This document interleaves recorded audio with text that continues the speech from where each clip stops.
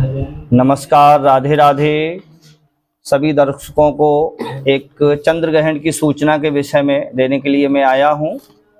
आश्विन मास शुक्ल पक्ष पूर्णिमा तिथि दिन शनिवार, अश्वनी नक्षत्र सिद्ध योग में पड़ने वाला चंद्र ग्रहण, इसका शुभ और अशुभ क्या प्रभाव होगा लोगों के ऊपर, आम जनमानस के ऊपर इसका क्या प्रभाव पड़ेगा।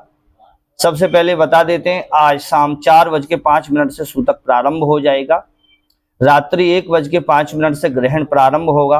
2:24 तक यह ग्रहण काल चलेगा। इसके बाद मोक्ष हो जाएगा। इस बीच में जो कुछ लोगों को संशय है वो दूर कर देता हूं। सबसे पहली बात, पूर्णिमा का व्रत रखने वाले इस असमंजस में है कि अर्घ चंद्रमा को किस प्रकार दिया जाएगा। आप 4 बजे तक चंद्र पूजन और अर्घ और व्रत पूर्ण कर लीजिए, या फिर रात्रि में 2:24 के बाद चंद्रमा को अर्घ दे सकते हैं। दूसरा संशय ये है कि टेसु विवाह, आज पूर्णिमा के दिन टेसु और झेंझी का विवाह होता है, तो उसका विवाह और विसर्जन का समय आप शाम को 4 बजे तक उसका पूजन कर लें, विवाह कर लें और 4 बजे से पूर्व ही उसका विसर्जन कर दें। और मैं आपको बता दूं कि भारत में तीनों देखे जाएंगे, प्रारंभ, मध्य और मोक्ष, तीनों चंद्र ग्रहण के दर्शन होंगे। इसका प्रतिबिंब जो है वो दक्षिण दिशा की तरफ से देखा जाएगा। चंद्र ग्रहण हमारे यहाँ विशेष रूप से पड़ रहा है। इसमें स्नान, दान, जाप, पाठ, पूजा इत्यादि करने का बहुत महत्व है। हवन भी कर सकते हैं, तीर्थ स्नान भी कर सकते हैं। जो आपको पसंद आए वो पाठ कर सकते हैं, जाप कर सकते हैं, नाम मंत्र कर सकते हैं, महामंत्र कर सकते हैं, हरे राम हरे कृष्ण का कीर्तन कर सकते हैं। किसी विशेष मंत्र या किसी सिद्धि को आपको पूर्ण करना है तो किसी भी मंत्र का जाप करने के बाद ग्रहण काल में, पुण्य काल में उसका हवन करने से वह मंत्र सिद्ध हो जाता है। तो आप मंत्र सिद्धि भी कर सकते हैं। दान की वस्तुओं का संकल्प आप 4 बजे से पूर्व कर लीजिए। जो आपको दान करना है वो सूतक काल से पहले ही संकल्प कर लें और उसे रख लें। कल प्रातः स्नान के बाद उसको दान कर दें।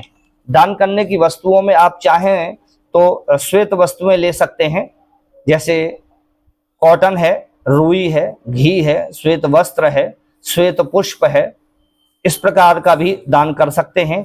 विशेष दान जो होगा इसमें वो ये होगा, एक छाया पात्र, एक पात्र में घी ले लेंगे और उसमें ताम्र इत्यादि का एक सिक्का डाल देंगे, उसमें मुख देखकर उसे दान कर देंगे। यदि आप छाया दान करते हैं 4 बजे से पूर्व इसे देखकर रख दीजिए। कल प्रातः स्नान के बाद इसे आप दान कर सकते हैं। यदि आप ऐसा करते हैं तो आपके ऊपर इसका दुष्प्रभाव जो पड़ेगा वो नहीं पड़ेगा। खाने पीने की वस्तुओं में 4 बजे से पूर्व ही कुश, तृण या तुलसी दल डालकर रख दें। कल प्रातः स्नान के पश्चात भगवान का भोग लगाकर आप उसे खा सकते हैं, उसमें फिर आपको कोई दोष नहीं लगेगा। इसलिए, और कुछ लोगों को कुछ प्राप्त नहीं होता तो वो तुलसी दल डाल सकते हैं। पूर्णिमा के दिन खीर का विशेष महत्व होता है, तो खीर ओस में नहीं रख पाएंगे ग्रहण काल के चलते, इसलिए आप खीर बनाकर घर पर रखें, उसमें कुश डालकर रख दें। समय मिले तो रात्रि को 2:24 के बाद आप उसको ओश में रख सकते हैं। उसके पश्चात सुबह स्नान करने के पश्चात उसे ग्रहण कर सकते हैं। अन्यथा आप उसे अपने किसी शुभ स्थान पर कुश, तृण डालकर रख सकते हैं। मैं आपको विशेष बात बता देता हूं कि राशियों पर इसका क्या प्रभाव पड़ने वाला है। तो मेष, वृष, कर्क, सिंह, कन्या, तुला, वृश्चिक, धनु और मीन, इन राशियों के लिए यह ग्रहण शुभ नहीं है। मिथुन, मकर और कुंभ राशि के लिए यह शुभ है। तो जिन राशियों के लिए शुभ नहीं है वो लोग छाया दान करें, अपनी राशि स्वामी के अनुसार दान करें, तो उससे उनके कष्ट की निवृत्ति हो जाएगी। महामृत्युंजय का जाप भी कर सकते हैं। जाप करने के बाद थोड़ा सा हवन भी कर सकते हैं। उससे उनकी रोग पीड़ा, संतान को कष्ट पीड़ा, धन वृद्धि में हानि पीड़ा, व्यापार में हानि पीड़ा, इस प्रकार की सभी पीड़ाएं दूर हो जाएंगी। विशेष बात तो यह है कि शनिवार के दिन पड़ने वाले इस ग्रहण का प्रभाव क्या होगा आम जनमानस पर। तो इस बार चोरों का विशेष तांडव रहने वाला है। चोरियां विशेष रूप से होंगी। अपनी अपनी रक्षा और सुरक्षा की व्यवस्था कर लीजिए। वैद्य, डॉक्टर और चिकित्सकों के लिए भी यह ग्रहण शुभ नहीं है, इसलिए उन्हें भी छायादान अवश्य करना चाहिए। नक्षत्र फल ऐसा है, घोड़े, सेनापति, सेना में रहने वाले अधिकारी, सेना, वैद्य, डॉक्टर, नौकरी करने वाले, व्यापारी, इन सभी के लिए ये कष्टप्रद है, इसलिए इन्हें सबको छायादान अवश्य करना चाहिए। अपनी अपनी राशि स्वामी के अनुसार दान भी करना चाहिए। सिद्ध योग में पड़ने वाले इस ग्रहण का दुष्प्रभाव क्या होगा? ये धातुओं के लिए, जो बर्तन बनाने वाले लोग हैं उनके लिए भी कष्टकारी है, और तपस्वी संत महात्माओं के लिए भी यह कष्टकारी है। इन्हें भी विशेष पूजन पाठ करना चाहिए, इसके करने से सबकी कष्ट निवृत्ति हो जाएगी।